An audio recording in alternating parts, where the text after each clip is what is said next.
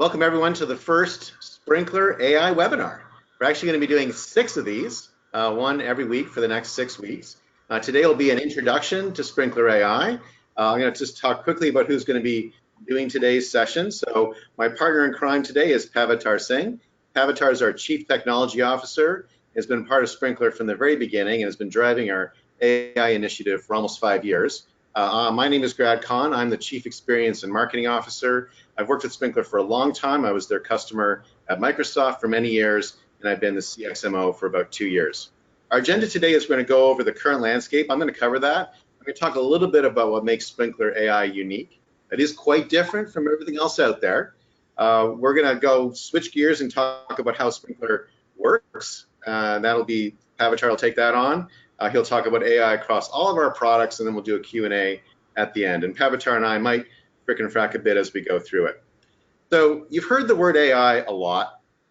It's estimated to be probably the most important generational shift in technology of our time. It's going to create massive amounts of value over the next 20 years. There's sort of by industry numbers that are kind of interesting to look at, but every industry is going to be transformed by AI. But it's more than just industries that are going to be transformed. What's really going to be transformed will be your business. If we go to the next slide. You can see that this disruption of AI is going to have a big impact on businesses themselves. And what they estimate is that the front runners, the people who adopt AI first and get on this quickly and begin the process of learning, it's going to be probably a decade-long process of implementation, are going to be able to get the primary benefit from the technology. But I'll make just sort of a personal point, which is this is also a very important thing for your career.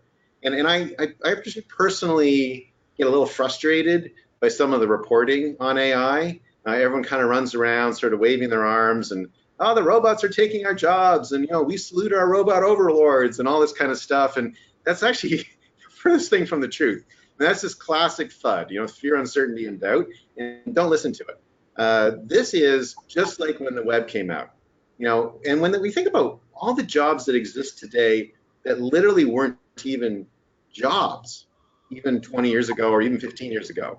And there are all these new roles that come out whenever a new technology evolves, and that's going to happen in AI. AI really is about taking the drudgery out of what humans do and allowing humans to do the things that we do uniquely and that we do in ways that a machine could never do. And so it's really about elevating human, just like automation has elevated humans out of assembly line work, which is mindless, robotic work. This will take us out of the sort of the assembly line version of white collar work and put us into the next stage of intellectual capital. So I think it's a very exciting time, and my coaching to everybody is kind of put your arms around this, adopt it, make it part of your career plan. Start an AI project in your company. Be part of that revolution and be part of that change. So let's talk a little bit about what AI is. I'm going to give a kind of quick high-level definition because you do hear a lot of things. You hear about neural networks and machine learning and artificial intelligence, and these are different things or the same thing, or kind of often they're joined by ampersands and stuff like that. Really simply, artificial intelligence is a field which encompasses disciplines like machine learning and deep learning and the neural networks that you hear about. And so we will talk about artificial intelligence in general today, but just for kind of a way of benchmarking, machine learning is very effective in the early days when you have your early data points. But as you want to create increasing levels of sophistication, particularly around understanding sentiment and understanding how people feel and being able to talk to people in natural language, you actually have to employ the same structures that exist in the human mind. So they're actually called neurons in artificial intelligence, and it creates this deep learning neural network that allows you to have a much more deeper AI conversation as you go down the curve on the data number. So let's talk a little bit about, let's go to the next slide, just talk a little bit about what makes Sprinklr AI unique. And I guess this is my other little sort of pet peeve, I guess, is that it feels like everyone's out there with, I've got AI, and sort of feels almost like it's becoming a little bit like just everyone's just sort of slapping the word AI and everything. And it's a bit frustrating for us because true AI is actually a combination of several things. And And many people have the first thing, which is a set of algorithms that help the machine to learn and help the neural networks to learn. But what causes learning is data. And a quick analogy I'll give you here is if you think about a human baby, a day old. A day old human baby knows virtually nothing. And if you were to put that human baby in an isolation chamber for 21 years, 21 years later, you would have a 21-year-old baby. What makes us learn and what makes us smart is our ability to incorporate data and information from the world that surrounds us. And we're absorbing hundreds of pieces of data every single moment.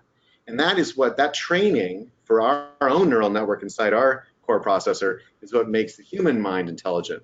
And it's the same thing that's required in artificial intelligence.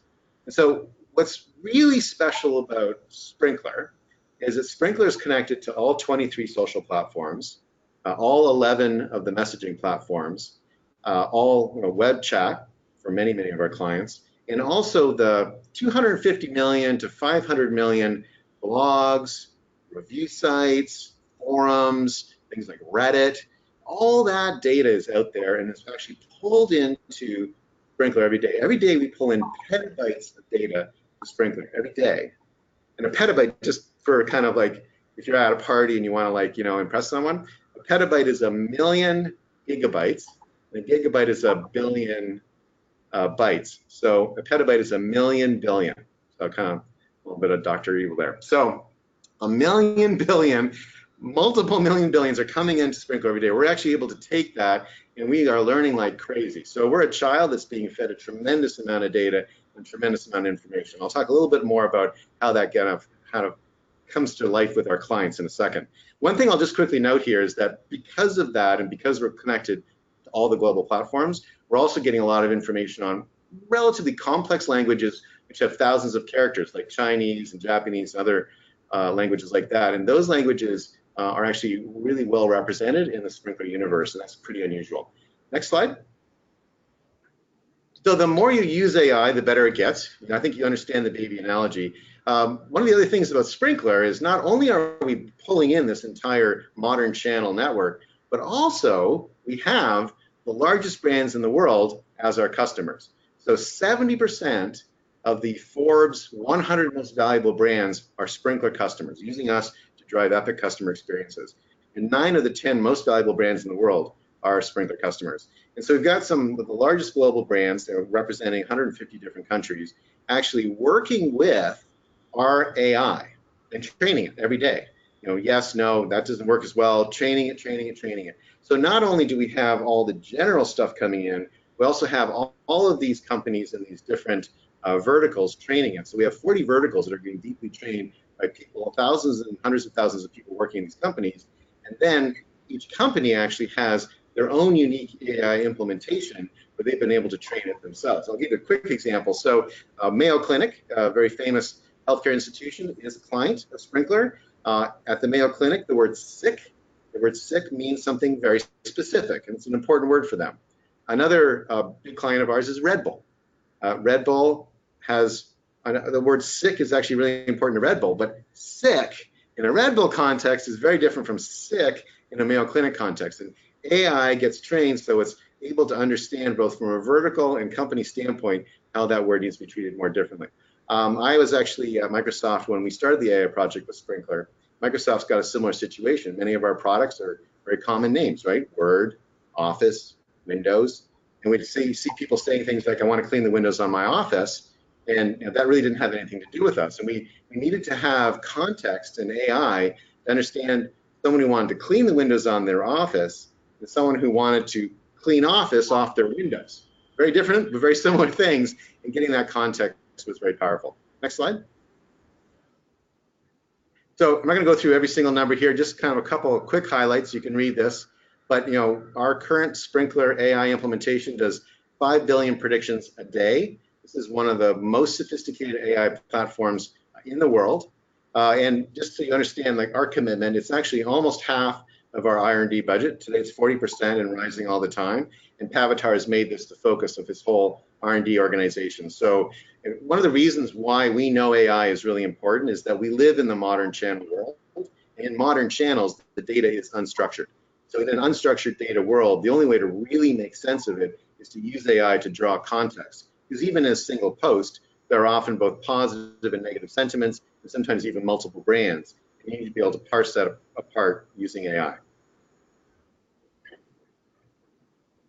Next. So now I'm going to pass it to Pavitar. Pavitar is going to talk about how Sprinklr AI works. I'm going to come back for a sec to talk about positive business outcomes, and then we're going to go into all the individual products. Thank you, Grant. I think, Grant talked about these 500 standard models, which are out of the box. And then we have 250 models, which are trained specific to our customers. Now, one thing to talk about in these models is when you have a generic model, it doesn't perform better. Then what performs better is when you have these industry specific models. So that's why we have trained our models for 40 specific industry verticals out there. Guess what? Which industry specific model? A model trained specifically for you. That we have done for 250 of our customers. So we have the infrastructure and scale, not only to train models which are generic, industry specific, but we can go and do very specific for each of our customers. Now let's see what really this model is. What is this deep neural network we all talked about? Now these are generally models where we go from an input to output. So in this particular model, this is one of those 500 or 750 models we have trained till now. We are trying to predict from a message what journey stage is this message appealing to, and that's a complex problem because you can't build it on handwritten rules. You cannot really do that. Now you look into a message and say, hey, I'm appealing to awareness. Hey, I'm appealing to purchase. Hey, I'm appealing to loyalty. Now, in order to build this model, we used a huge training data set of 100,000 messages. Now, when we take a model, we take the training data set, we break it into three parts. There's a training set, there is a validate set, and then there's a test set. So we train our model on training set, run it against validation set, and we look into this metric which we call F1 score. It's a standard metric on deep neural networks and standard networks. It tells you how good it is in a score of 100. 82 means it's 82 out of 100. And when we train this model, it learns all these parameters.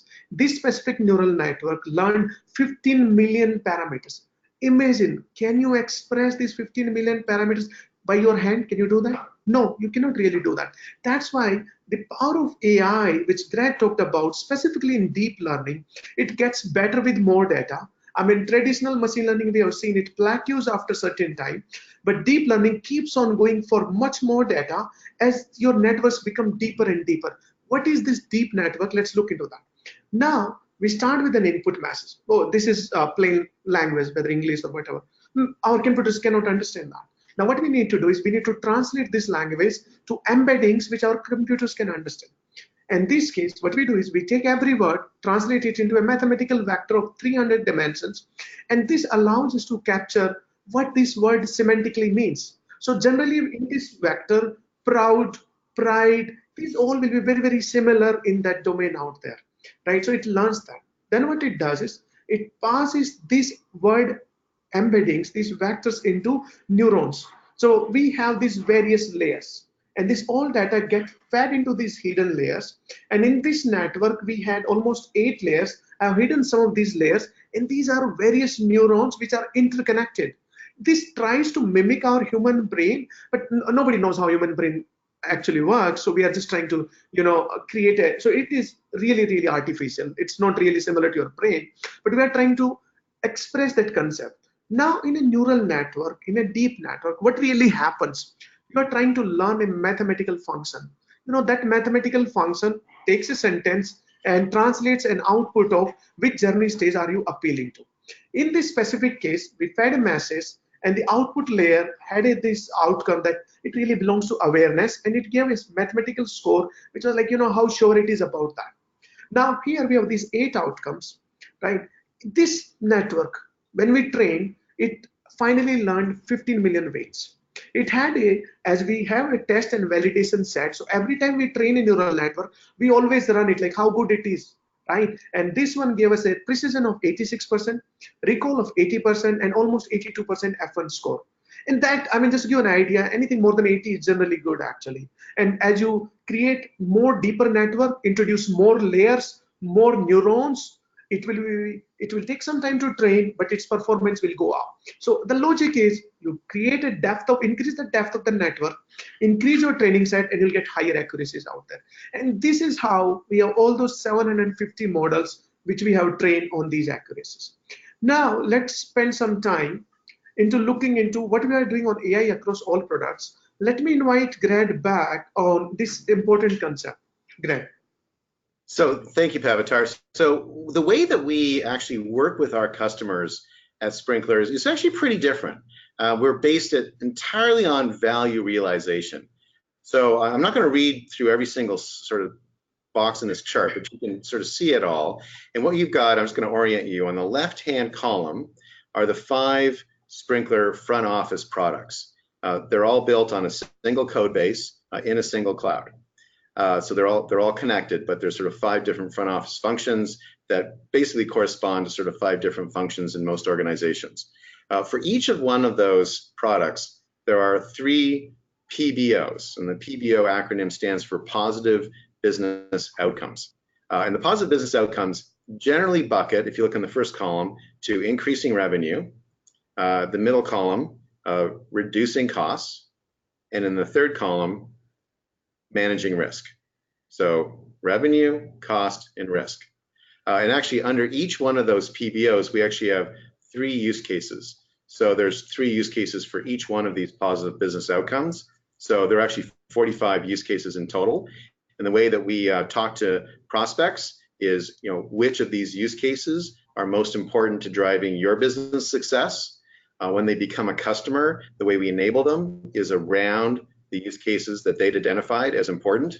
And then once they become a customer, there's a dashboard that Pavitar and his team have built inside the application where a customer can see on a moment-by-moment real-time basis how the Sprinklr implementation is delivering against the use cases that they bought. So it's a very powerful string that kind of draws itself through the whole organization.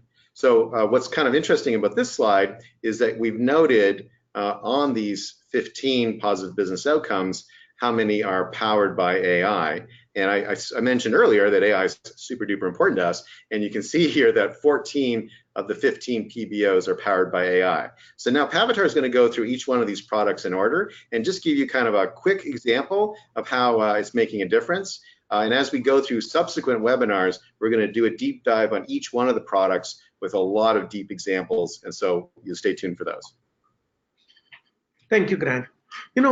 Really 4 or 5 years back, really 4 years back to be very specific, when AI came in, I think the biggest leverage we wanted to do was we wanted to create more value for our customers. And that's why, I didn't want to do AI for the sake of AI. I wanted to make sure everything we do in AI is tied back to value. Now, when you will look into here, what really we are trying to do is, when we thought about how will we apply AI for modern care, then we said, okay, let's look back into that persona.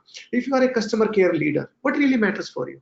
Really matters for you is how are your CSAT score? That's the score on which you get measured. That's a score on which you get promoted. And the second score which matters to you is how is your SLA? Are you able to reply really, really quicker? So we really want you to optimize for a care leader their CSAT scores and then their SLAs.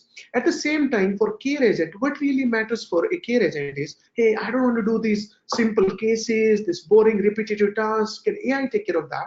At the same time, when I'm solving these complex cases, can AI provide me knowledge back, right? AI can recommend me into that. Now what we did is, first thing we did, hey, every case comes in, AI reads into that message and looks into that, hey, it's a really simple request, our bots can take care of that. Okay, pass it to bots. Second thing AI does, no, it's not a simple request. Now let's understand what problem area is this case belonging to.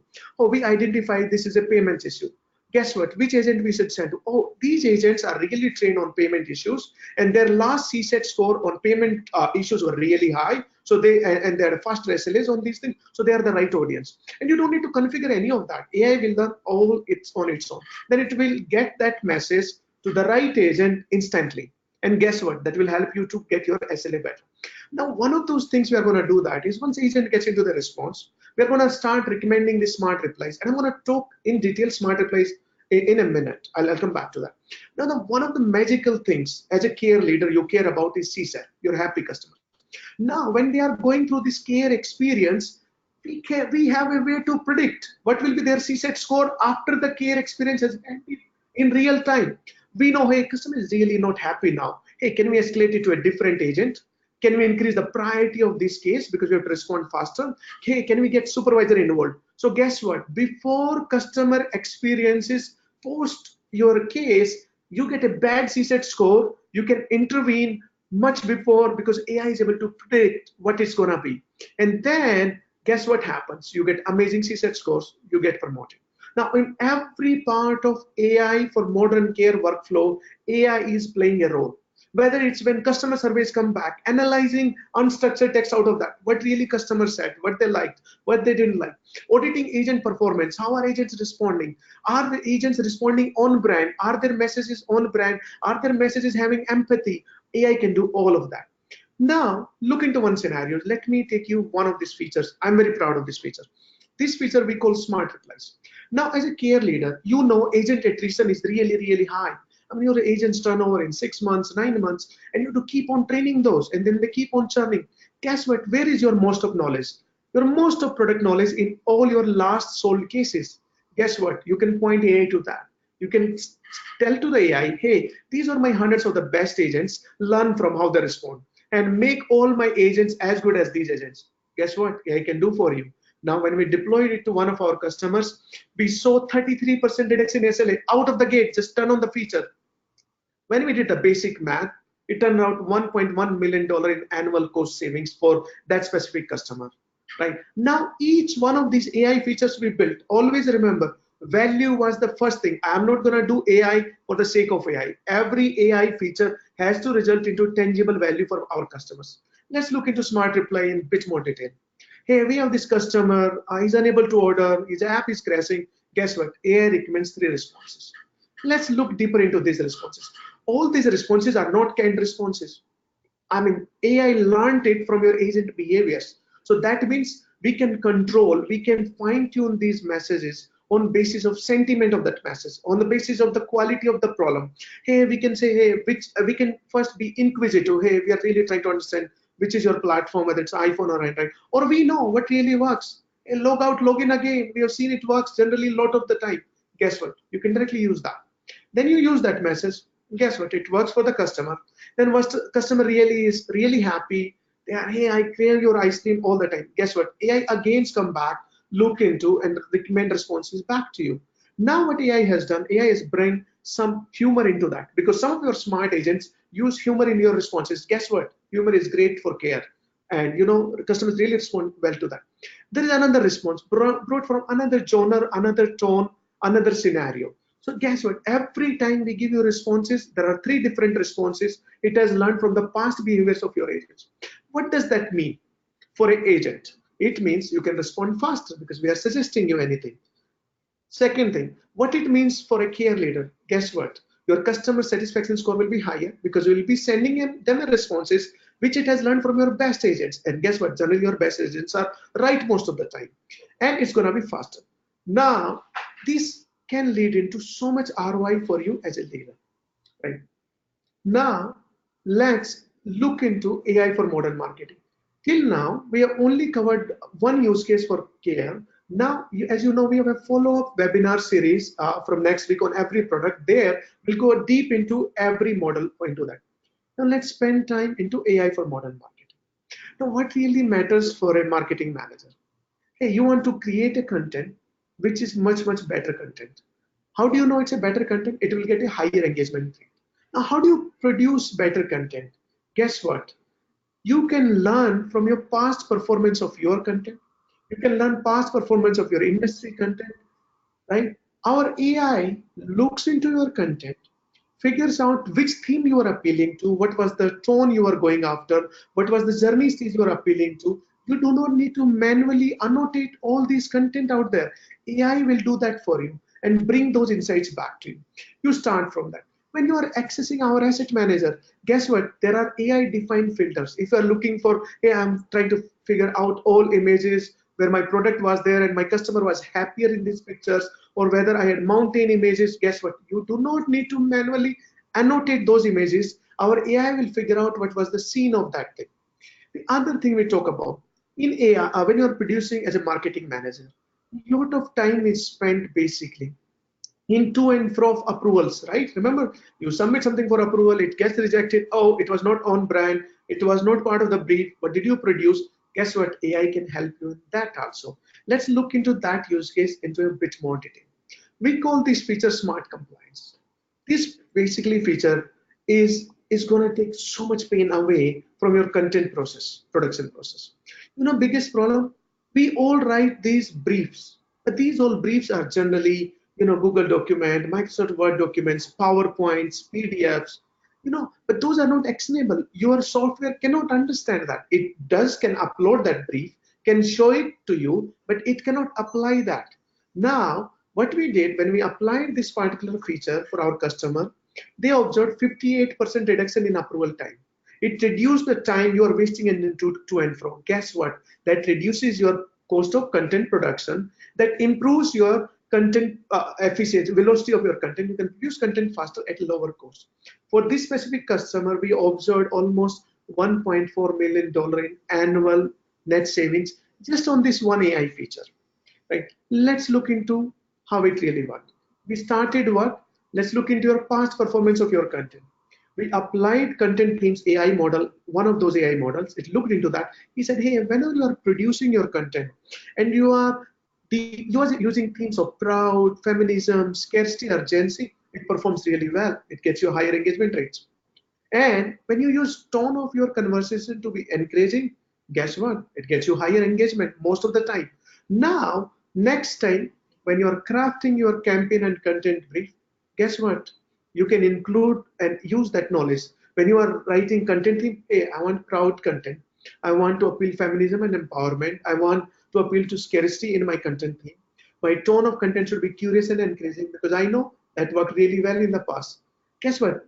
On 14 parameters, you can tell our AI what you are looking for. Then our AI is going to apply that and going to give you a score. So next time you start producing a content, we give you a content compliance score. Like in this case, for this specific Facebook post, it came out 6 out of 10. And then, guess what? You see one of journey stages there, awareness. Remember, we talked about that model when we were trying to learn deep learning. Just in order to predict this one field, we had to learn 15 million parameters. Remember? And that's the power of AI. We can train all these models and they do magical things for us. Like content themes, it's able to see, hey, yeah, you're appealing to proud content theme. Only 2 days left. Yeah, there is an urgency, sense of urgency. But guess what? No, you have not produced, there's no curiosity in message. It's not encouraging enough. Now guess what? Well, we have learned that what really is curious and encouraging. We know certain words, if you include that, that is going to help you that. Have you motivated someone? If you use some of these words, your message will be able to have these tones. Now, when you do that for your customers as a marketing manager, not only you're producing on-brand content, but you are producing better content because it was informed from all the smart content intelligence. Guess what? That means higher ROI for you, more revenue back for your brand. And as a marketing manager, all you want to do every day, how do I bring more top line to my customers? And guess what? This is just one of AI models, and there are a lot more of AI models just for modern marketing. And we are going to learn them in future webinars. Now, let me spend some time in modern advertising, one of my favorite topics out there. When you are a media manager, really, one thing you care about most, you want to increase your ROAS, your advertising spend, you want it to do more for you. Guess what? AI can help you. And again, it starts from what? Am I producing the right copy? Is my creative right? How do you learn from that? Guess what? This is the exact model we built for modern marketing. Now, as everything is part of one platform, we are able to reuse these models across products. And that's the power of unified platform. So we bring same models which were trained for your marketing teams to your advertising teams. We have the same SAM filters which are AI based. Now, our AI is able to run the smart recommendation, identify poorly performing ads, switch them off automatically, rotate your ads, allocate your budget to your top performing ads, do smart targeting, do smart optimization. All these AI features purpose built for only one thing. How do we increase your ROAS? Every day, our product managers, that's the only thing they care about. How can they bring more ROI back to our customers? Now, let's look into one of these features. We call this smart targeting. Now, this feature, basically what it does is, idea came from a very simple concept, very simple observation. Hey, when I'm in office, I see a bunch of these ads, but I do not have time to see those ads. I don't really care. I'm focused in my work mode. You want to show me ads? Show me off office hours. right? If there is a student out there, don't show ad to them, don't try to reach to them when they're in the class. Not the best effective time to do that. And this way, there are millions of audiences out there. There are housewives, there are working people, there are different interests, there are golfers. How are you going to learn that when best to reach them? Guess what? Manually, you can do that. Very tiring. If you do for every campaign, I don't think you're going to have enough people do that. Now, when you apply AI to do that, not only does that amazingly, it gets you a better ROI. We were able to reduce, observe in one of our customers, it led to 20% reduction in cost per acquisition. And for that customer, they were spending roughly $6 million in their advertising spend, meant $1.2 million out of the gate, just with one AI feature. Guess what? How much money are brands spending on modern advertising today? $90 billion. Don't you want to use AI to optimize that every day? Don't you want that $90 billion to do more for you? The solution to that is AI. Now let's look into this specific feature. We talked about smart targeting. Guess what? A lot of time we hear from our customer, hey, in order to take advantage of that, how much effort do I need to do? One click. That's all you need to do. When you are creating your ad, composing an ad, click smart targeting. That's it, and forget about it. And that's the power of AI. A lot of time, AI is making you so much better, so much faster, because you have to do very less. You click one, then what AI does? AI observes every 15 minutes. It takes your spend, divides it into two different buckets. One we call test spend or exploration spend, and the second is main spend. In exploration spend, we are running and going after all these interests, all these age groups, and really for figuring out every 15 minutes which is resonating, what's the CPO on that. Learnings from that, every 15 minutes, we are updating our main ad. We are excluding certain regions during that time, excluding certain genders, certain interests, and we are doing it millions of times for all your ads. Now, what it does for you, we observed, and all of this data I'm showing is real data from our system. We observed 24.7% reduction in CPA. When you started this campaign, we were in exploration phase, really trying to learn, algorithm learn, and then it started creating ROI for you. Now, if you are a modern advertising, if you are doing social advertising, you would like to leverage all these features, because in the end, how you are measured on how much ROI are you able to generate from all your advertising spend. And guess what? All of our AI features, every day, we optimize them just to generate ROI back to you. And again, there's a follow-up webinar where we go through each of these features next weeks. Now let's look into modern research. This is my favorite topic, by the way. In social listening came long time back. It was like a historic topic came. What a lot of brands started with, a lot of solutions started with sentiment. Hey, I'm going to give you sentiment. Guess what? That's not enough. Sentiment is not enough at all. It's good and positive. Then what? I want to take real insights from my social data.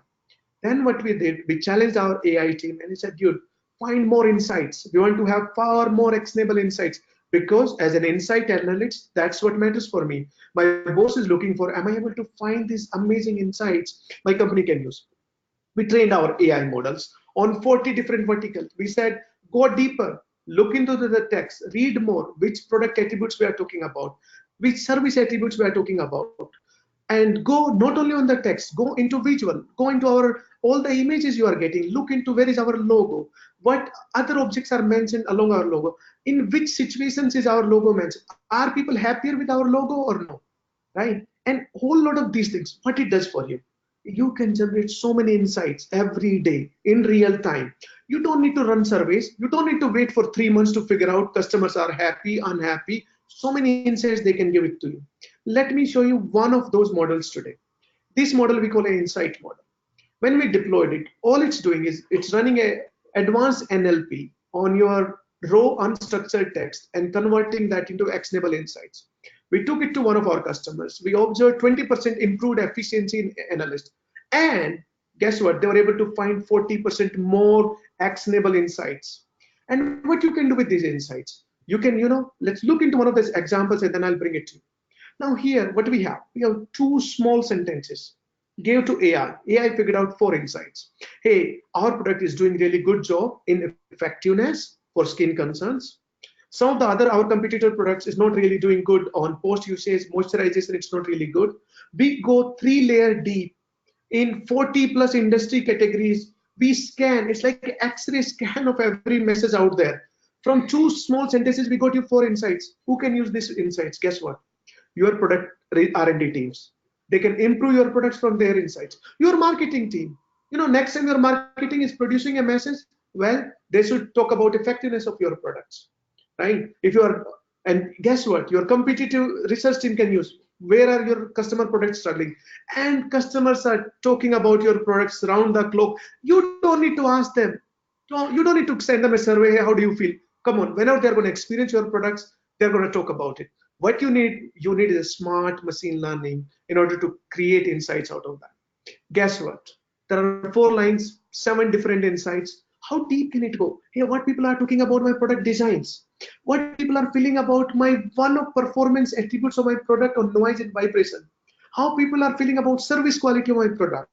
So not only, it's not looking sentiment of the complete review, we do not care. We want to go and look into specific product attribute, either you are or your competitor, on your product, on your brand, on your service, what people feel about that.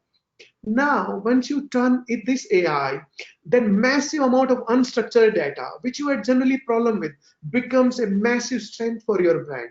And that's what you can use. Your product will become better, much faster pace. Your products will be much more competitive. Your marketing messages will be much more crisp, will appeal to what customers are really looking for. What is the ROI for that? Do your math, right? Billions of dollars it can add into your top line, right?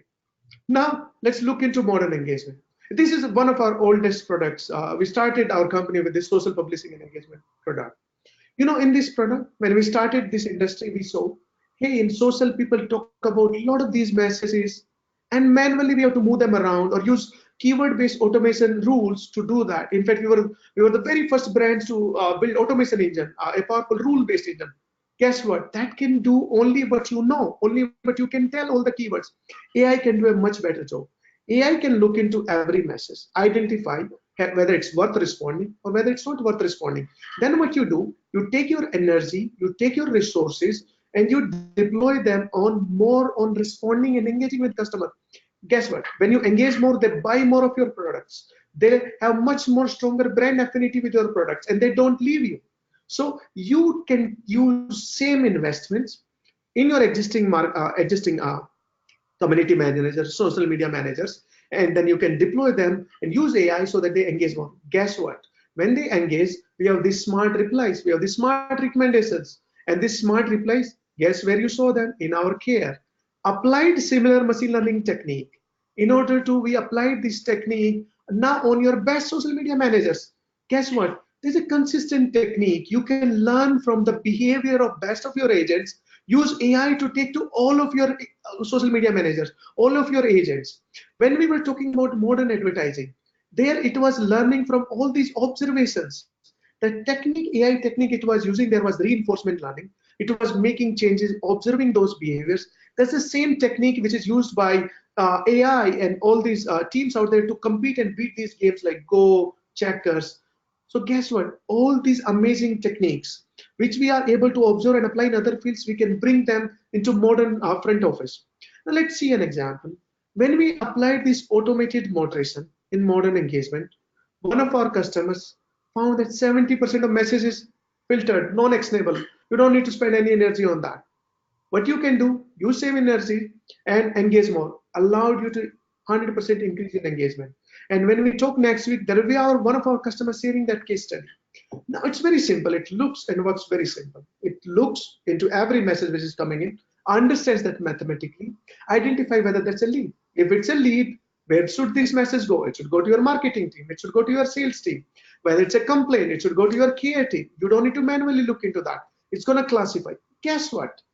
On leads, you can convert your social media management function to a revenue generation, because hey, out of the gate we're going to identify these leads, we are going to connect back to their advertising system, so our modern advertising, so you can run ads to these customers because they are looking to buy these products, or connect them to your sales teams. Now consistently, the theme I'm trying to make here is AI is great value creator, highest I have ever seen in my career till now. I mean, obviously internet was one of those big changes, SaaS came, another changes, cloud came, but AI is different beast out there. If you apply it right, if you do AI, not for sake of doing AI, it will create value. And I've shown you 5 examples across 5 different products. Now, let me summarize some takeaways for all of us here. AI disruption is real. but don't worry, it's going to open amazing new opportunities. This is the opportunity, biggest opportunity. Every one of us should be leveraging it, doing something in AI, because the future we are going to compete on that. Sprinkler AI is purpose-built for modern channel with expertise in unstructured data. A lot of people will talk about AI, but a lot of their AI is trained on structured data, which is your simple order data, your sales data. Those are simple time series data. But Sprinkler AI is really built in this unstructured data. We saw examples. Unstructured data is really powerful. All Sprinkler products are now AI first. Everything we do, we are approaching a first principle approach. We go look back, like, this feature in the product, can it be built on AI? Why are we doing, can we do it in a different way? So now, over last 4 years, every feature of our product, we have introduced AI into that, right? Now, Paul, let's take some questions from the group. Sure, Pavitar. Thanks, Grad and Pavitar. This has been great. We've had a pretty active chat session, so I'm going to do my best to go through some of the list. First up, from Nataraja, and I hope I'm pronouncing names properly, what is the current sentiment prediction accuracy for AI? I mean, it depends on specific industry model, but roughly we are seeing 85 to 86% accuracies on an average in our AI models. Great. And we did have a question earlier. We have a lot of unstructured data at our company that comes in from surveys, call center transcripts, other sources, not just some of the modern channels. Can Sprinkler AI analyze that information, and how does that work? No, that's an amazing request, and a lot of our customers are already doing that, because guess what? Text is text finally, whether you got it in survey, you got it in social, and really we really scale at unstructured data. So we can train and apply the same models we have applied on our modern channels to your data. And in fact, I recommend you should be able to load your call center transcript, your email, chat transcript, because that's where customers have really provided a lot of insights back to you. And as I talked about, even a single line of unstructured text has many insights, right? So yeah, definitely you should do that. One of our large hotel customers, Paul, actually had done an HR survey just separately, and they had about 100,000 employees, got all these replies back, and were really struggling to get any kind of real insights out of it. And so they approached our engineering team and Pavitar and said, hey, I know this is like this sort of outside data, but could we just run it through your AI models? Because they've gotten so used to using it in all the stuff that they were doing on modern channels. And sure enough, we did that, and they were able to glean really deep insights about their employee population that they're able to take action on. So, and then one thing you should also mention, Pavitar, is I think we've talked a lot about text, and that's obviously super powerful and important, but there's also some really exciting stuff going on in imaging. No, definitely, Grant. I mean, same machine learning models, because images, again, text is text, images worth 1,000 words. So we can analyze scenes, objects, activity from images and get much better insights out of that. So not only we do text in unstructured, image is also unstructured out there. So when we say unstructured, I mean both text and image. Both are really powerful source of data. Including extracting actual text out of images, which is pretty powerful as well. Yeah. So we have another great question from Tony, and it's more on the human and career side. In planning for my future resume, what skills should I be seeking out now to be prepped for the job market in the future? Well, let me start, and then Pavitar, you can just sort of jump in. I think that what I would recommend is to kick off and initiate some kind of AI project in your company with a vendor. Right, so don't start by trying to build an AI stack on your own, but really start by building something in cooperation with someone like Sprinkler, who's got a sophisticated AI implementation, so you can quickly show value to management. Because in a very short period of time, if you can show value to management, it gets them excited. And then what happens is that the mantle of AI leadership starts to fall on your shoulders. And these days, it doesn't matter kind of how old you are. People who show leadership in new technologies tend to be granted that mantle. And then you can start to scale that and then get more sophisticated. And over time, that can take you in interesting directions. Pavitar, what would you add? No, I mean, I would definitely agree to that. Start with something, and the great idea, start with one of your vendors, try AI. But I'm happy with your question because you're open to learn, actually, right? And there's a bunch of material on Coursera. There's a beautiful course by Andrew Ng. I mean, you can Google about it, or we'll send as part of our webinar, which says AI for everybody. That's a great starter. Go spend some time, learn what AI can do, what AI cannot do, and a lot of things you can do that. But just keep an open mind for AI, and every day spend some time learning AI, and AI will be a great skill. I mean, I cannot imagine any industry which will not be impacted or revolutionized by AI. So we all should be acquiring AI skills. Okay, thanks. Next up from Yolanta, this is a little bit of a specific question. So Pavitar, in the examples you were showing for modern research and AI, are those specifically from the Location Insights product, or are they general examples from listening dashboards? No, they are, I mean, that AI is same. I mean, specifically example, I just picked for few products on review data, that's also unstructured data. No, but same are applicable in all our AI products, right? In our social listening, location, product, we are applying these same models everywhere. So you can get insights on all the data you have. Great. And here's a great follow-up question from Richard on, the notion of bringing in that outside data.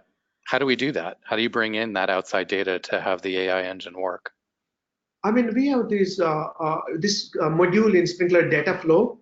And in fact, in this next release, we are rolling out 14.1. We are making it really, really simple in one click. Take any kind of the data, any kind of CSV files, whatever it is, click upload, you can do that. Or using Data Flow, you can connect it to your existing systems and you can sync them in day-to-day basis. I mean, so you can work with our integration team. We can sit down with you and see which systems you want to bring data. Out of the gate, we support connecting your Medallia, and we can read data and bring that. We can read data from your Salesforce instance. So right after the gate, we have certain connectors with your dynamic CRM. We can do that. And if you have some specific data, even an Excel file, you can upload, run same AI models on that. Reach out to our customer support team or customer success team. They'll be more than happy to help you bring that data. Great. And I love this next question from Jerry Pavitar because it talks about our platform. Sprinklr is a platform. So Jerry says, excellent presentation. Are we able to connect the social media triggers that are identified by AI, leads, et cetera, to our own enterprise systems for campaigns? Yes, yes. And that's definitely what we need to do. Once we identify these leads, we want to pass it back to your CRM systems. We want to pass it back to your marketing automation system so that you can nurture those signals. Definitely. I mean, at Sprinklr, we believe in power of open integrations. Sprinklr comes with all our APIs are open. And in our last release, 14.7, we launched our API 2.0, much more simpler APIs. We launched our webhook infrastructure. That means not only you can do connect these systems, you can do that in real time. So moment Sprinklr identifies any lead, our webhooks are going to pass it back to your CRM system, your marketing automation system. And power of your stack is when all of them work together. I mean, Sprinklr does a really amazing job on modern channels, and your other infrastructure, your CRM solution, your marketing automation system, your content management system, we want to connect with all of them. And we want to bring power of AI to all your systems. And one thing I'll just add, I totally agree with that. I mean, it is the beauty of Sprinklr is that we're built for modern enterprises, which have to have a connected MarTech stack. However, not everybody knows that Sprinklr actually has most of that functionality inside of it as well. So, as the CMO for Sprinklr, my only MarTech application is Sprinklr.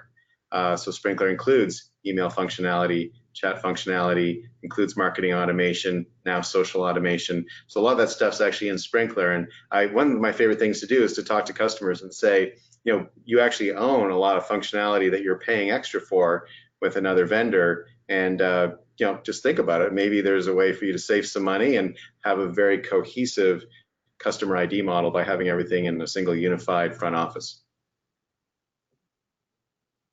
Great. I'm going to tee up a question from Drew.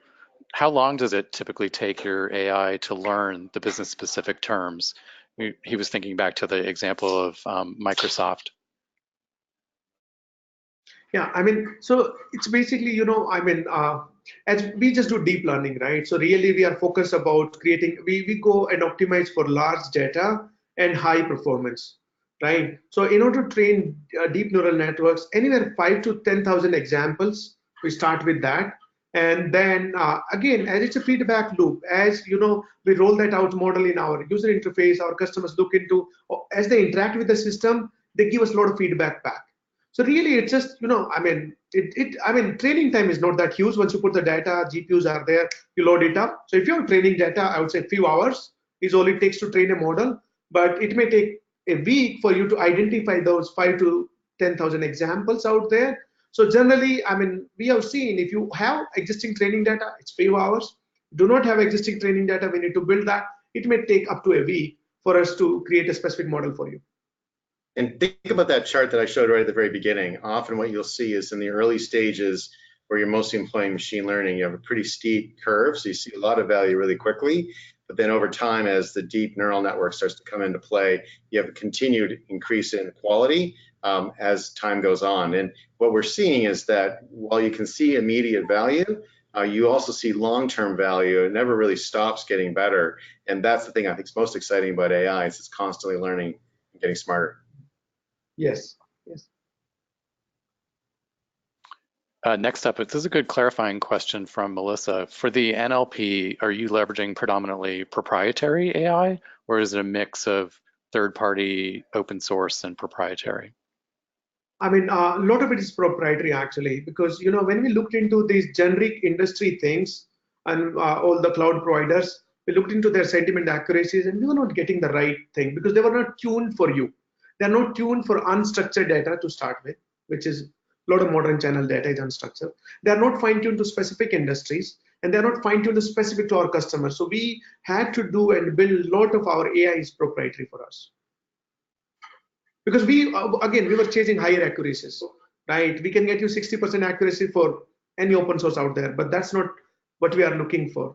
Consistently, we need higher than 80% accuracies. Looks like we have a couple of roadmap type questions. First one from Yvonne. Do you have plans to develop persona identification via AI in the future?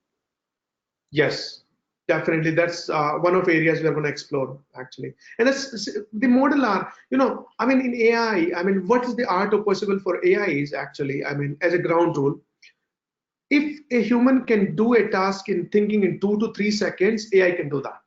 So a lot of these tasks where, if our humans, we can do it in 2 to 3 seconds, we'll be able to convert those into AI-based models. While for really complex tasks, can in AI in future write all your content, like a whole email, may not be possible today, but down the line we would see, right? But yeah, definitely. That's definitely area we are actually exploring. And then last question, just due to time from Melissa, also roadmap. Are there plans to expand for video content analysis? Yes, yes. See, when you look into video, what it is actually, it's set of images. That's all a video is, right? Set of images changes actually. So finally, whatever we are doing on our image, we can do it on video. And then, so all this is unstructured data, text, image, video. Video is basically includes image and an audio. Both are great source of unstructured data. So yeah, definitely that's part of our roadmap. And as Greg mentioned, all we are going to do is AI. Already we are at 40% of our R&D is on AI. We are going to increase it to 50% as we go into next few quarters. And all we are going to do is AI in complete modern front office and use that to create a lot of value and hard ROI for our customers. And keep sending your ideas actually. We are more than open to, what we can do more in our products on AI. Yeah, we love the input, we love the feedback, we love the ideas because it's such an incredible field. It's a really great opportunity for human collaboration as we think about how to create more value out of our machines. Awesome. Thanks, Greg and Pavitar. So for the rest of the questions, we'll do a follow-up with you. Unfortunately, we ran out of time, but happy to have them. And Greg, can you tell us what's coming up next? Yep, so as Pavitar mentioned a few times, and I think I may have queued up, is that we're going to actually look at a deep dive in each of the 5 products that are built on the Sprinklr Cloud. So we're going to start with modern engagement, and we have a guest speaker, Tyler Smith from Microsoft, and that'll be next week, September the 18th, which is Wednesday at 1 p.m. Eastern time, and then you can see the other ones sort of weekly from there. The dates and times will be posted on our website. We'll have communications going out as well. So love to see you there. And we'll also have all these recorded and on demand. And they'll all be in the webinar section of the homepage of our website. So they're all accessible at any point in time if you want to see them. All right, can I do my sign off, Paul? And it's sign off time. All right, so thanks everybody for coming and listening and staying with us this whole session. Super exciting. I think the most exciting part of it, and both Pavitar and I talked about this, is that as a human being and as a person, this is a very exciting piece of technology to tie your career to. And it's one that's going to be generational and multi-decade. So starting working on AI today and learning about it will be something that can carry you through your whole career. And my team didn't want me to do this, but I'm going to say the future's so bright, we're going to have to wear shades. All right. Thanks, everybody. Thanks, Pavitar. I really enjoyed it. It was a lot of fun. Bye-bye.